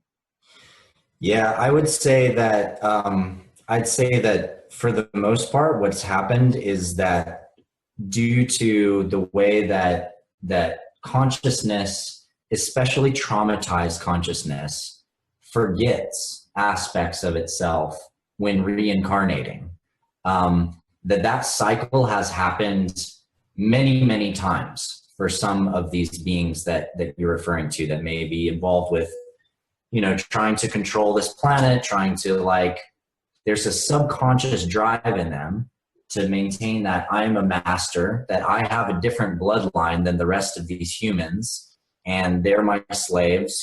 These people are sheep and I'm the herder, and they have these these ideas which are, you know, passed even through some of their family bloodlines, which are based on truth. They are based on the fact that they're not human, right? Originally, they weren't. Originally, they weren't even from this galaxy. But do they remember that? No, they don't, for the most part. And where did the trauma, and because the biggest trauma was having their genetics stolen and then getting incarnated as a reptilian and then being like assaulting the galaxy and then being battled by every other species. It's like all these other beings are like, this is not cool. And then the self-perception of shame, of guilt, of evil, like that they are evil in some way. When those things get ingrained, there are psychological disturbances that happen that can last for lifetimes. And until you get back to the original trauma, and this is a big part of my work on the earth right now, and part of my work as being a dragon who's here, who's trying to restore peace within the galaxy and peace on earth, I've realized that, you know, I have in my heart, I have the wounds and I have the pain, and I feel the great sorrow of watching my dragon family get split apart and watching a bunch of beings come to this galaxy with rage to destroy. And it still hurts my heart to know that those beings, as much as I have tried, as much as I have wanted to, and so many of my other soul family that has been journeying through these worlds has tried to bring that back into balance, to heal those traumas, to bring the things back into harmony. We have not been able to succeed all the way through and wake up all of these other, you know, reptilian, draconian, whatever, dragon lords that are still running from the trauma program. But we've also never been able to actually directly communicate to all of them before. And now we actually have the tools to do that. We're on this nice planet where we've got the internet, we've got things, and we actually have an opportunity, I think a greater opportunity than ever before, to help them see their own reflection and to face that trauma and pain and actually have a breakthrough. That is so phenomenal. I mean, I just love it. When I listened to that original interview, I was like, right on, because there's some sort of solution that's being, you know, we're directing our efforts and our focus towards some possible solution instead of re-looping this war game over and over and over through the course of time, as you call it. The other thing I was going to say, for those that do interface with the reptilians, and I get a lot of emails and have had many discussions with this, what perplexes a lot of the light warriors, a lot of the light workers, anybody who is in that position to do so, is many of the ones that they come in contact with, they don't even see an ounce of concern, loyalty, camaraderie, even amongst themselves. Right. Like there's no, they don't care if their mother, father, reptilian, their child, their best friend, you know, if they have a best friend, they don't really care. They're just, their one sole goal is to try to kill us. Mm. And well, so, you know, to me, that reeks, some sort of something has snapped and gone awry for any species out there. Yeah. And I honestly, I imagine that that's the case for some, and I honestly, for others, I don't think even the goal is to kill. I think the goal is to, I think there's even a distorted idea that what they're doing is also trying to create some kind of peace or balance by somehow controlling enough of the crazy humans that they can run this world and, you know, put themselves in enough conditions where they can live back in their dragon thrones and be rocking it and have all the slaves working for them, doing what they need them to do, you know, the reptilian kind of distortions that they had at that time. And you know, and then, you know, if there's silly humans having chaos and anarchy or whatever, that's not really a big deal. You know, it's like there's ways that we can see and relate to these consciousness patterns. And it's important for us to be able to honestly look at them and honestly look at these aspects. Because just like you said, we've got a reptilian brainstem inside of us. Every single human does, and the reality is that until we can accept these shadow parts of ourselves and realize you've got aspects of those shadows in you. It doesn't matter if you've been incarnated as the highest heavenly Pleiadian being all your lives. I mean, it might be weird, it might seem strange, but if you're here and you're in a human body, you're in this field with us. And the reconciliation requires that, just like every avatar, every great spiritual teacher on this planet has said, you must come to love your enemies as yourself. You must come to understand that the darkest things you see, the darkest evil that you see is a darkness that is part of you. It's part of your own fear. It's part of your own judgment and belief that you're separate from source. It's a spell that some people get caught under, and it can be cleared, and it's possible to clear it. And this goes back to the time and the work that we did in Avalon, because we realized that, we couldn't just, as we built this connection, as we built this Camelot, as we built this city of light, in order to bring the wisdom of the light, the wisdom of consciousness, of truth, of honor, of respect, of justice, of balance between masculine and feminine, of sword and chalice to the lands, the honoring of the dragon, the honoring of the wisdom of the earth, and the honoring of our lineages and the honoring of everyone's lineage coming here and being here. As we were doing that work, it became critical to realize that we're not going to defeat these barbarian raids. We're not going to defeat these Viking-like characters from coming in and raiding our land just by going at them with force. We have to understand them. We have to help them understand us. And we actually made peace with them because we met them with truth and integrity. We met them on the grounds of battle, and we showed them that we were not going to back down, but that we wanted them to see who we were, and we want to see who they are. Right. Through meeting them where they were, we discovered they're not evil, dark, demonically charged beings coming at us. They had just had certain kind of programming in their culture that was different from ours. And Adam, I can't agree with you more. I actually had a lovely lady contact me months and months ago, and her sole goal is to really start focusing on what we call the dark and assisting the planet in coming to more of a healing relationship with them, so there's not like an us versus them. Yeah. If that's possible, right? Which I think anything's possible. And, there are many of us that have seen battalions of reptilians that have come in to significantly assist the human race, big time. So, we tend to, throw everything into the pot. Mm-hmm. When in fact, there's all different types of reptilian races, apparently, and different pockets of them throughout the universe. And not all of them are the ones that we're kind of up against, here in a little traumatized. Yeah.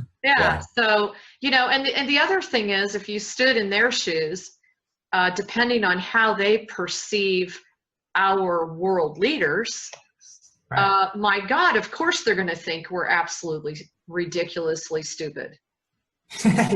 Yeah. Well, when you're pulling the strings behind the Bush administration, you probably got a lot of laughs. Right. Because they're looking at the whole Nazi.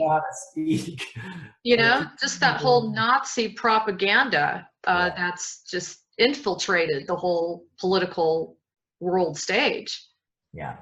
So let's bring this back again to the kind of focus of our session today, which is this journey through Avalon.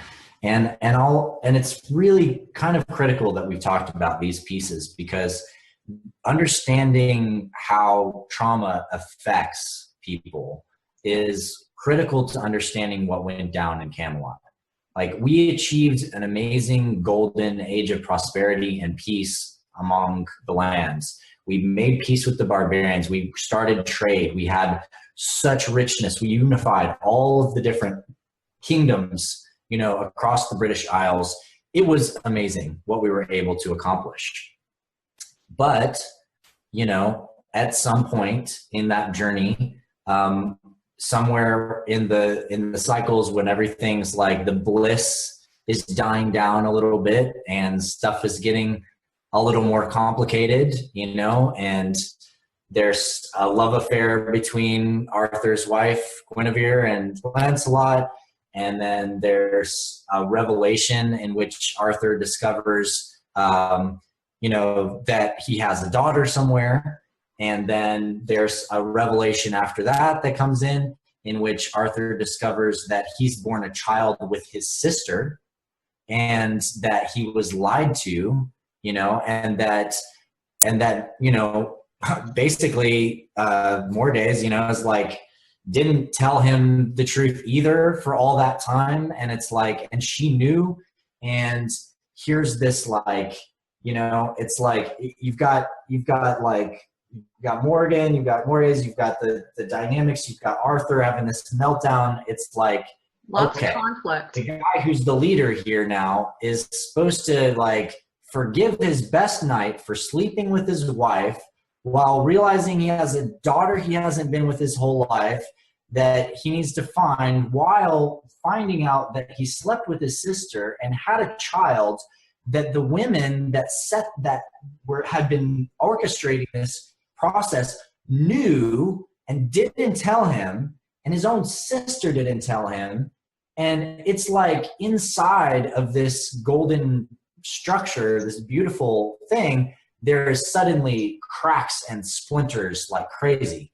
And the trauma, the feeling, the emotion, it's like the feeling of betrayal was so massive and so enraging. And, you know, Arthur was massively upset. The knights were pissed off. It was like everybody wanted the women out of there, you know, and you've got Christianity coming in saying witches, you know, and you've got Guinevere trying to bridge with the Christians, and she's kind of Christian, and it's like, and then it's like, and then the declaration that the dragon is evil, and then it's like, all this stuff is coming down on you because it's who you are, and you are evil beings, you know. And it's like the fear and the trauma and the challenge becomes this just massive splintering space where, you know, and for Arthur, it's like he's literally holding the field for the land and holding the field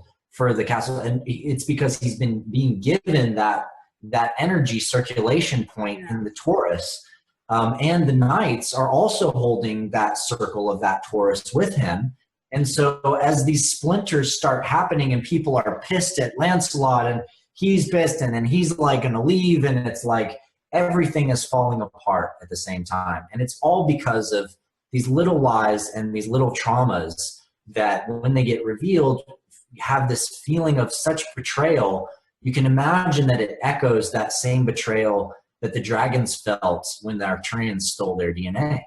And here we are at the same time on the other side of that experience, trying to somehow hold things together while being the ones feeling so betrayed yet again, you know?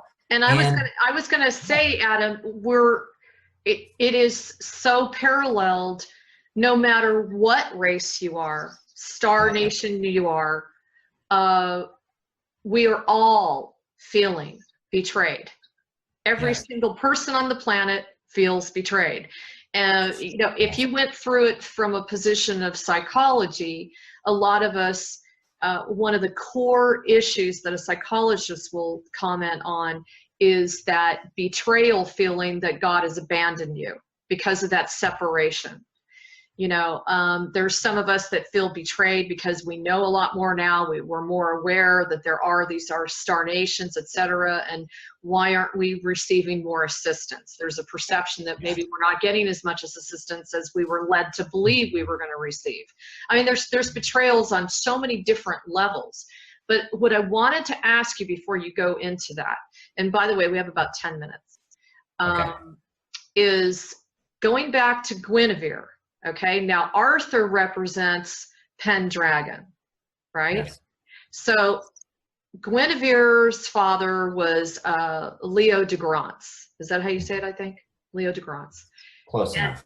And Leo, lion, I was wondering, what was her representation of her bloodline?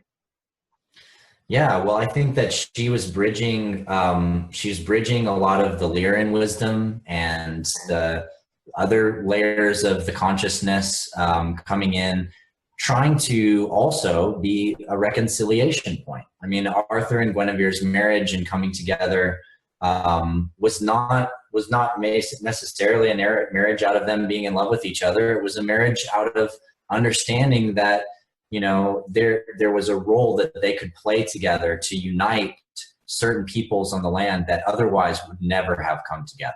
Yeah. It was part of the peacemaking circle. And it was obvious, it was clear to everybody, within the inner circle of their world that it was the right choice. And, and for both of them, it was like, the decision was, and they had made a decision a long time before that to be in service to the people above being in service to themselves. Right. They were planetary consciousness people. Yes. And the other thing I was going to bring up was Guinevere. I looked up the translations through the Welsh, and it's translated as the white enchantment of the white fairy, which I thought was very interesting. And the other thing I wanted to ask you was, she supposedly was very strong in alchemy, but she was also supposedly very involved and saw the Catholic faith. That's right. Yeah. And I think it was like, as some of the southern, especially some of the southern nations, within the larger British Isles, when I say nations, I mean more like prefectures, lordships and dukedoms and stuff like that. Christianity really came in strong first from down there. And I think in her family, it was already being brought in, and it was like a way through the darkness, because it was very dark and it was intense. And I think the goal was seen that Christianity could somehow unite people and be a refuge from that darkness. And the people that applied it well at that time really saw it as a key. And for Arthur, when Arthur and Guinevere were brought together, it was obvious that needed to happen also, that the old ways and the Christian ways had to somehow bridge and make peace. And what better way to do that than to be in a loving, harmonious relationship, and to show that bridging happening to everyone, to be able to create that peace. I don't think anybody knew that the kind of the Christian influences would continue to try to insidiously claim that everything that the whole dragon wisdom, basically, and the knowledge of the women of Avalon and the knowledge of the magic would continue to kind of insidiously claim that that's the source of all of the problems, and that's the source of all the trauma. But you can bet that when Arthur felt betrayed, and during that period of time, that Arthur was questioning all of that too. Sure, it was massive questioning. So that's really interesting, because basically their union was a representation of the attempt to unify the old world with the new world. So the old world being the dragon, the fae, the Syrian, the druid type of culture and environment versus the Christian. Now, when you say Christianity, you were referring probably primarily to the Catholicism, right? Because that was primarily the church at that time, was it not? Sure. Yes. Sure. So now it is said that her father gave Arthur the round table and 100 knights or something. And I wanted to know what you thought about the significance of that. Well, there was certainly a merging of armies, but the round table itself, there's an object that was a round table. That was a big, beautiful, amazing mirrored table that was like a beacon of light. And then there's also an energy that was created. And the energy of the round table is actually it's the vesica between the priestesses and the knights that forged this sword and chalice alliance that formed a truly balanced, amazing council. And a council in which, sure, there's leadership in the council, but the leadership is passed from one person to another based on the event, based on the wisdom, based on the challenge at hand. And Arthur and Alexandra were stewards for that circle. They were real leaders because they held space for the emergence of whatever needed to occur and whatever needed to happen. Now, question before you go on. Okay. Do you, in your work, have you seen the round table as actually being strictly the knights, or did you actually see it as the knights and the high priestesses sitting as one? Oh, there were knights and priestesses, and the actuality is that many of the priestesses married the knights, and many of the knights were lovers with priestesses, and the knights would always have women with them. And there were times when the women in Avalon were more present in that circle. But during the time after this betrayal surfaced, things got really rough. And there was splits between a lot of the men and the women, the men and the men. There was and the round table became much smaller again and was a core of men that stuck around Arthur during this time of this great pain. And during this period, the land gets really sick. There are illnesses that go through. There was a lot of clear reflections that were like, okay, the center point of this pillar of light has just been massively disturbed. And some stuff is really melting down here. And there's a lot of old karmic stuff and sanskaric stuff coming up. And this is a really, really key juncture to talk about, which I'm glad, we have a couple more minutes to really focus on this. Because we can always pick this up with the next one, so no worries. Yeah, this is really the coming of the full circle back to the understanding of the Grail and the importance of the chalice. And with all of this breaking, you have to really look at the fact that a lot of the betrayal and a lot of these feelings and experiences happen between the masculine and the feminine. For Arthur, it was his sister lying to him. It was Vivian lying to him. It was the high priestesses lying to him. It was the woman that he bore a daughter with, never seeking him out and telling him, how could these women not do this? And then for the other knights, how could you betray me and not tell him? And, and then, you've got, Guinevere making love with Lancelot while Arthur, understood that they weren't married for love, and it wasn't like that much of a betrayal, really, at all. To the other men, it was, God, I didn't even think about that. That's a good point. Well, because in the midst of Babylon, Adam, it shows them having a menage a trois. Yeah. Well, actually, it wasn't a menage a trois. He just kind of hung out so that she could supposedly receive the seed of Lancelot and bear a son. Yeah, well, there's good translations and there's some things that get off on every story. I was curious what you thought about that. Things. I mean, I don't know of anything like that went down at that time. It was intense at the time. Let's just put it that way. And there were plenty of menage a trois, but not necessarily between those three. Okay. But the men were pissed and priestesses were pissed. And the ship was in meltdown mode. And the thing was, is as the land got sick and the place went into darkness, as you know, Mordred is growing up, and it's like clear that like, look, mom, you know, look what he's doing. He's this supposed pillar of light is now destroying all the land because they're having a meltdown on the inside and they can't hold the field. And now look at the land, look at what's happening. Mordred is stepping up as like, I'm going to take him down, you know?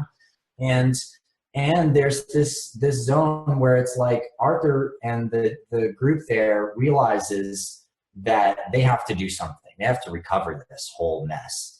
And the way is through forgiveness. And the way is through somehow reclaiming the divine feminine and honoring the divine feminine again and bringing it back. And so there's a quest for the Grail.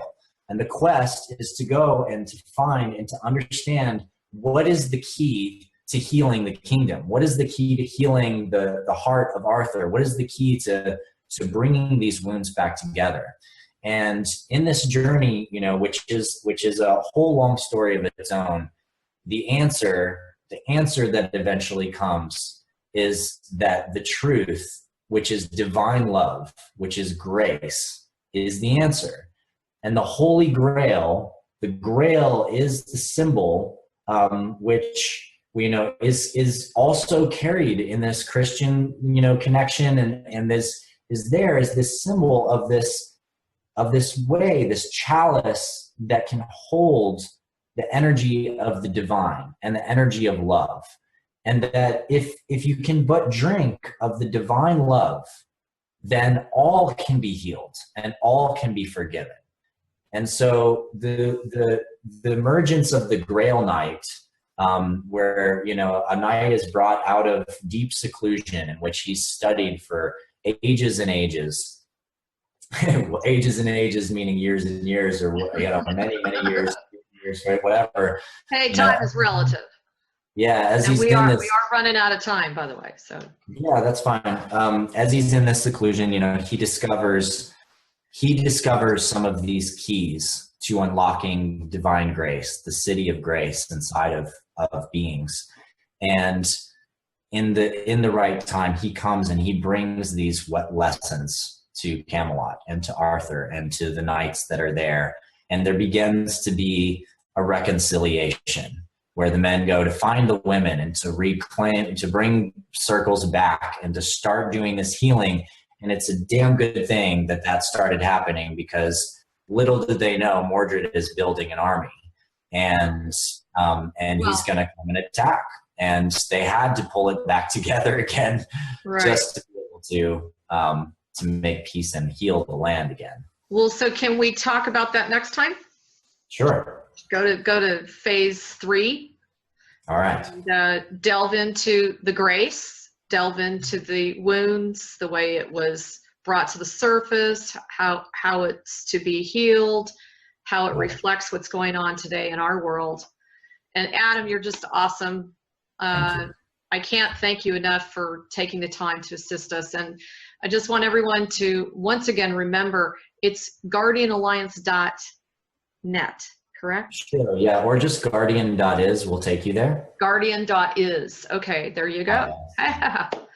And just Google Guardian Alliance, I think we come up first. So yeah, you're not going to find it really anywhere else, right? Yeah. And anyway, I hope you guys are enjoying this as much as we are. And stay tuned for our next segment, and we'll see you on the next time. And thanks again, Adam. Awesome. This was very pleasure. Okay, everybody, take care and stay tuned. Like I said, we've got all kinds of announcements coming up next week. So sending all of you lots of love as always. And just remember to continue to ground the light, grounding the light. Okay? Talk to you soon. Lots of love.